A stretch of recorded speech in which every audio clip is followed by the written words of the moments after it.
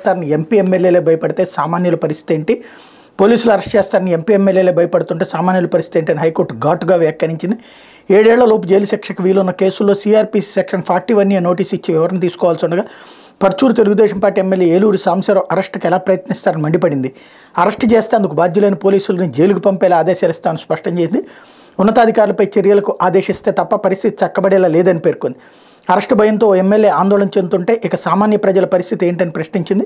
పోలీసుల తరపున సహాయ పీపీ స్పందిస్తూ ఈ కేసు మొదటిసారి విచారణకు వచ్చిందని వివరాలు సమర్పించేందుకు మంగళవారానికి వాయిదా వేయాలని కోరారు. అందుకు అంగీకరిస్తూ హైకోర్టు న్యాయమూర్తి జస్టిస్ టి మల్లికార్జునరావు విచారణ వాయిదా వేశారు.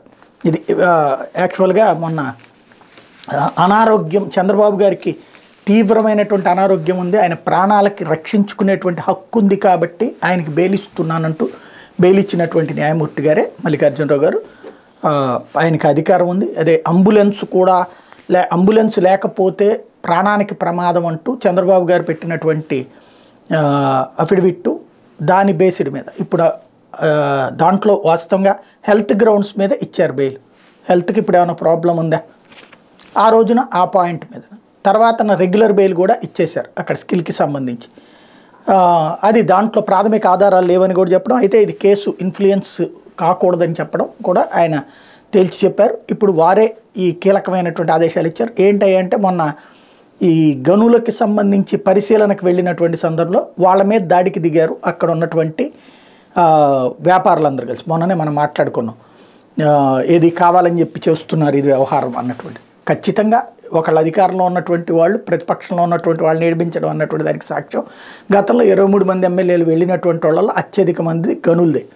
అయితే ఆ రోజుల్లో ఇట్లాంటి కోర్టు తీర్పులు రాలేదు, ఇట్లాంటి ఒక బాధ్యతాయుతమైనటువంటి ఆలోచనలు ఉన్నటువంటి న్యాయమూర్తి గారు లేరు అనుకుంటాను. అప్పట్లో పిటిషన్ ఎవరు వేయలేదు.